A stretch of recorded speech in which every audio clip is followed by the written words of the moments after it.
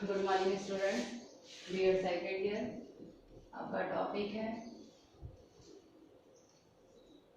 शिक्षक अभिभावक संघ।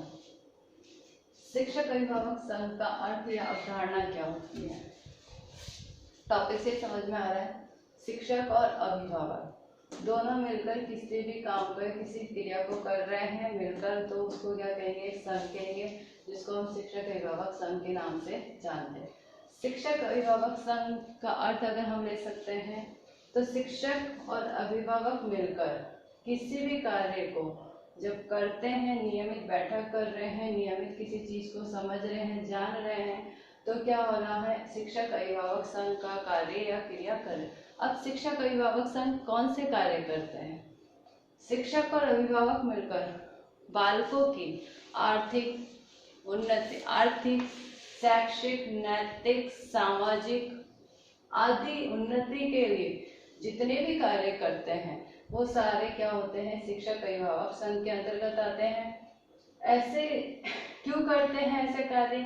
क्योंकि बालकों की समस्याओं को अभिभावक घर में, जैसे बालक बिहेवियर कर रहा है या उसका घर में किस तरीके से पढ़ने का या रहने उठने का, बोलने का माहौल है, अभिभावक को पता है, लेकिन शिक्षक को नहीं पता कि विद्यालय में वो अच्छा व्यवहार कर रहा है, घर में वो अच्छा व्यवहार नहीं करता है। शिक्षक को पता नहीं है, शिक्षक कहता नहीं ये बहुत अच्छा है, बालक है, ये अच्छा भी वो करता है। जब दोनों मिलेंगे तो दोनों के मिलने से क्या आएगा? अभिभावक अपनी समस्याओं को बालक की समस्या को बताएगा, शिक्षक बालक की जितनी भी समस्या होंगी अभिभावक को बताएगा। दोनों मिलकर एक दूसरे से जब संपर्क में आएंगे तो बालक की बहुत सारी समस्याओं या बालक के बिहेवियर को चेंजेस ला सकते हैं, समस्याओं का समाधान कर सकते हैं। नहीं कर सकते। लेकिन मेन क्या है? इस प्रकार की प्रक्रिया या इस प्रकार की क्रिया का प्रभाव या प्रभावपूर्ण इस प्रकार की क्रिया होनी चाहिए। गवर्नमेंट स्कूल है जिसमें अभी क्या कर रही है? मीटिंग होती है अभिभावकों की। पहले पेरेंट्स टीचर मीटिंग नहीं होती थी, प्राइवेट स्कूलों में होती थी, गवर्नमेंट में नहीं होती थी, लेकिन अब होती है। क्यों रखी गई है वो मीटिंग? ये ध्यान में रखकर कि अभिभावक क्या सोचते हैं विद्यालय के प्रति, शिक्षक के प्रति, और विद्यालय में किस तरीके से कौन कौन सी योजनाएं, किन कौन से कार्य चल रहे हैं, और शिक्षक क्या चेंजेस कराना चाहते हैं। शिक्षक को पता होना चाहिए कि जो भी वो कार्य है, जो भी किसी भी चीज के लिए वो काम को कह रहा है, तो उस काम को करने के लिए बालक समर्थ है भी या नहीं है, या उसकी पारिस्थितिक स्थिति या उसकी जो घर की स्थिति है वो आर्थिक स्थिति कैसी है। तो इन क्रियाओं दोनों के जब चीजों को पता पड़ेगा, दोनों को बालक से संबंधित किसी बहुत सारे कार्यों को पता पड़ेगा, तो वो क्या कर सकते हैं? दोनों जने मिलकर बालक की समस्या का समाधान कर सकते हैं, बालकों की समस्या का समाधान किया जा सकता है। तो इसलिए शिक्षक अभिभावक संघ की मतलब हम कह सकते हैं आवश्यकता पड़ी है, और इस तरीके से कार्य मतलब दोनों के परस्पर सहयोगों की सहायता से जब वो कार्य करेंगे, दोनों जने आपस में मिलकर कभी कार्य करेंगे, तो उसके कार्य का प्रभाव किसके ऊपर पड़ेगा? बालक के ऊपर पड़ेगा। और बालक के ऊपर कैसा प्रभाव पड़ेगा? अच्छा प्रभाव पड़ेगा, क्योंकि दोनों ही एक दूसरे को ये बता रहे हैं, समझ रहे हैं, तो दोनों की जब क्रिया हो रही है एक साथ में, तो उसका प्रभाव किसके ऊपर आ रहा है? बालक के ऊपर आ रहा है। शिक्षक अभिभावक संघ के लिए सबसे महत्वपूर्ण है कि इसका संचालन जो है समय पे और नियमित होना चाहिए, क्योंकि जैसे कुछ अभिभावक हैं जब मीटिंग होती है नहीं जाते हैं। गवर्नमेंट स्कूलों में बच्चे पढ़ते हैं तो क्या होता है, बालक मतलब इतना पेरेंट्स ध्यान नहीं देता है, क्योंकि जैसे मजदूरी करने वाला पेरेंट्स है, उसका बच्चा स्कूल में जा रहा है, अब मजदूरी करने जाता है बाबा, तो अगर वो मजदूरी करने गया है कहीं दूसरी जगह, बाहर पे, कहीं दूर पे, तो उसके पेरेंट्स क्या हो रहे हैं? स्कूल में नहीं जा पा रहे। जब वो नियमित रूप से नहीं जा पा रहे हैं तो उसका संचालन भी नियमित रूप से नहीं हो रहा, शिक्षक को कुछ पता नहीं पड़ रहा है।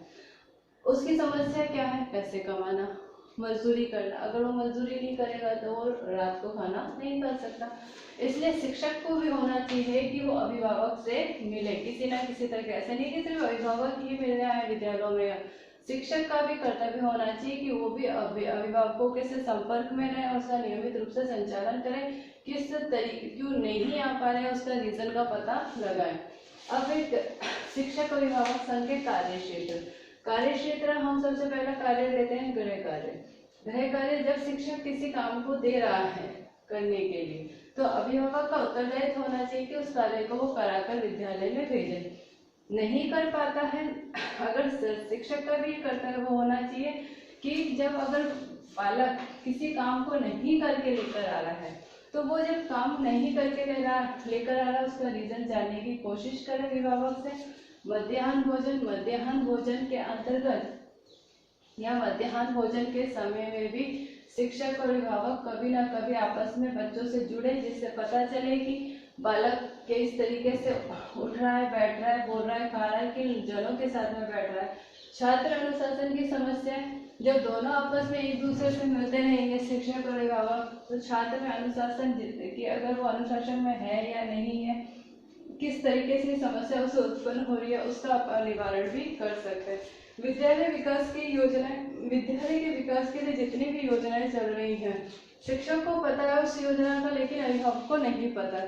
इसलिए जब अभिभावक शिक्षकों से मिलेगा, शिक्षकों से बात करेगा, तब उसे उस योजनाओं का पता पड़ेगा और उसमें वो अपनी भूमिका का निर्वाह कर सकता है। विद्यालय सुधार की योजना, विद्यालय में बहुत सारी प्रक्रियाएं चल रही है, लेकिन वो प्रक्रियाएं क्या कर रही है, कहीं ना कहीं अभिभावक को पहचान करें। तो अभिभावक जब अपनी समस्याएं लेकर शिक्षक को बताएगा, शिक्षक भी क्या करेगा, उन समस्याओं को सब जितनी भी समस्या उनको सुनेगा, समझेगा और उसमें कहीं ना कहीं सुधार करने की कोशिश करेगा। अगर सुधार करने की कोशिश करेगा, सुधार तब होएगा जब अभिभावक बोलेंगे। जब अभिभावक बोलेंगे ही नहीं, तो शिक्षक भी क्यों विद्यालय में किसी योजना को सुधार करेगा कि नहीं करेगा। उसको लग रहा है कि मेरी जितनी भी विद्यालय में जितनी भी योजना मैंने चला रखी है वो सारी सही चला रखी है, मैं क्यों करूँ सुधार। तो इस कारण से अभिभावक जब शिक्षकों से मिलेगा या शिक्षक को अपनी समस्या बताएगा कि मैं आर्थिक रूप से इतना समर्थ नहीं हूँ कि जो आपकी योजनाएं चल रही है उसमें मैं अपने बच्चे की पूरी भूमिका निभा सकूँ या अपने बच्चे को उसके लिए मैं प्रिपेयर कर सकूँ, तो शिक्षक को भी पता पड़ेगा कि इस जगह पे यहाँ पर इस चीज में कमी कर देनी चाहिए, तो विद्यालय सुधार की योजनाएं भी बन सकती है। आर्थिक दृष्टि से विषम छात्रों की शुल्क, वस्त्र, भोजन की व्यवस्था, शिक्षक और अभिभावक को अगर आपस में मिलेंगे तो शिक्षक को भी पता चलेगा कि किस अभिभावक या किस बच्चे के बालक की घर की स्थिति अच्छी है या नहीं है, वो पढ़ सकता है नहीं पढ़ सकता है, उसके लिए किस किस तरीके से जरूरी। तो आर्थिक दृष्टि से विषम छात्रों के शुल्क की है कि अगर बच्चा पढ़ने में होशियार है लेकिन वो किसी न किसी कारण से फीस नहीं भर पा रहा है और वो विद्यालय आना छोड़ देता है, तो शिक्षक जब तक अभिभावक से नहीं मिलेगा उससे पता नहीं पड़ेगा कि उसके यहाँ पर आर्थिक दृष्टि से वो कमजोर है और उसकी स्थिति अच्छी नहीं है, तो उसके शुल्क की प्रॉब्लम आ रही है, वस्त्र की प्रॉब्लम है, भोजन व्यवस्था की प्रॉब्लम है। तो इस तरीके की समस्याओं का, इस तरह कार्य क्षेत्र जो होते हैं वो शिक्षक अभिभावक संघ के होते हैं, जो दोनों मिलकर कार्य को कर सकते हैं। शिक्षक अभिभावक संघ के उद्देश्य क्या है? बालकों की पारिवारिक स्तर को उच्च उठाना, भाई शिक्षक का सबसे पहले बालक का पारिवारिक स्तर है भैया, बालक का जो स्तर है उसको ऊंचा उठाना, उसको अच्छा बनाना। फिर विद्यालय के शैक्षिक स्तर को उन्नत करना, क्योंकि जब वो बालक को उन्नत कर रहा है, बालक को अच्छा समाज में एक अच्छा स्थान प्रदान कर रहा है, तो जब बालक अच्छा स्थान प्रदान कर रहा है तो क्या कर रहा है, विद्यालय भी उसमें अच्छा स्थान प्रदान करेगा, क्योंकि जिस विद्यालय में वो पढ़ रहा है और शिक्षक पढ़ा रहा है तो वो परिवार का और विद्यालय का दोनों का ही नाम ऊंचा कर रहा है। फिर है अध्यापक और समाज के मध्य कई सारे प्रयास करना जिससे बालक का मानसिक, शारीरिक और आध्यात्मिक विकास संभव हो सके। फिर आता है बालकों के लिए सुरक्षा के लिए कानून बनाना। वही उद्देश्य क्या था, बालक की सुरक्षा के लिए कानून बनाना, कि बालक जो विद्यालय में पढ़ रहा है या विद्यालय जा रहा है तो उसकी सुरक्षा के लिए नए नए कानूनों का निर्माण करना शिक्षक करेगा। फिर विद्यालय के शैक्षिक स्तर को उन्नत करना और अभिभावकों में विद्यालयों के कार्यों के प्रति रुचि जागृत करना, क्योंकि अभिभावक जब तक रुचि जागृत नहीं करेगा विद्यालय के कार्यों के प्रति तो वो शिक्षक उसमें बालकों में ज्यादा सुधार नहीं कर सकता। अभिभावक जब जितने भी विद्यालय में योजनाएं, जितने भी कार्य हो रहे हैं उसमें रुचि लेगा, उसमें आएगा जाएगा नियमित समय से, तो शिक्षकों को भी पता पड़ेगा कि हाँ ये विद्यार्थी, इसके अभिभावक समय पर और आते हैं और रुचि लेते हैं, कार्य को कर रहे हैं, तो जिससे भी इसका उद्देश्य बढ़ रहा है। फिर आवश्यकता क्यों पड़ी शिक्षक अभिभावक संघ की?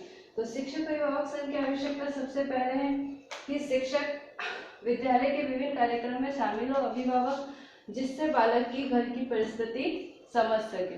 भाई अभिभावक जितने भी कार्यक्रम हो रहे हैं विद्यालय में उसमें शामिल हो, जिससे घर की परिस्थिति को शिक्षक समझ सकता है, उसमें सुधार कर सकता है। समय समय पर विषय संबंधित या विभिन्न बैठकों का आयोजन करना है, जिससे अभिभावक समस्याओं को जान सके। समय समय पर जितने विद्यालय में बैठक हो रही है उसमें अभिभावक जाए, जिससे अभिभावक समस्याओं को समझ सके, जान सके। फिर है विद्यालय तथा समाज के मध्य घनिष्ठ संबंध स्थापित करना। दोनों आपस में मिलेंगे तभी संबंध स्थापित होगा, नहीं मिलेंगे तो संबंध स्थापित नहीं होगा। नहीं मिलेंगे तो इसका प्रभाव भी बालक पे पड़ेगा, मिलेंगे तो इसका प्रभाव भी बालक पे पड़ेगा। नहीं मिलेंगे तो क्या होगा, नकारात्मक प्रभाव, क्योंकि दोनों आपस में एक दूसरे को नहीं समझ पा रहे, जिससे प्रभाव किसके ऊपर पड़ रहा है, बालक के ऊपर पड़ रहा है, नकारात्मक भी। मिलेंगे तो क्या होएगा, सकारात्मक प्रभाव, वो भी किस पे पड़ेगा, बालक पर। मतलब नहीं मिलेंगे तब भी उसका प्रभाव नकारात्मक बालक पे पड़ रहा है, और मिलेंगे तब भी उसका प्रभाव सकारात्मक बालक पे ही पड़ रहा है। मतलब कहीं ना कहीं बालक ही उसका केंद्र बिंदु होता है। समय समय पर बैठक का आयोजन करना, जिसका अभिभावक विद्यालय के कार्य से परिचित हो सके। कि समय समय पर जितने भी बैठक हो रही है उसमें अभिभावक आपस में मिले और विद्यालय के कार्य से परिचित हो सके। अभिभावक द्वारा समाज में बालकों का आध्यात्मिक, सामाजिक और नैतिक विकास करना, कि जितने भी हो रहे हैं उसका विकास अच्छे से अच्छा हो सके। तो शिक्षक अभिभावक संघ के कार्य क्षेत्र, उद्देश्य और आवश्यकता इसके बाद वाली क्लास में हम पढ़ेंगे। और भी शिक्षक अभिभावक संघ से रिलेटेड टॉपिक कि अभिभावक का क्या उत्तरदायित्व होता है, शिक्षक का क्या उत्तरदायित्व होता है और उसके किस तरीके से कार्य होते हैं। तो शिक्षक अभिभावक संघ कि जब शिक्षक और अभिभावक मिलकर किसी भी कार्य को करते हैं या किसी भी प्रक्रिया को करते हैं तो उसका प्रभाव, अच्छा प्रभाव भी बालक पे पड़ेगा, और नहीं मिलते हैं, नहीं समझते एक दूसरे को, तो उसका नकारात्मक प्रभाव भी बालक के ऊपर ही पड़ेगा। Thank you. इससे संबंधित नोट्स और क्वेश्चन आपको PDF में सेंड कर दिए जाएंगे।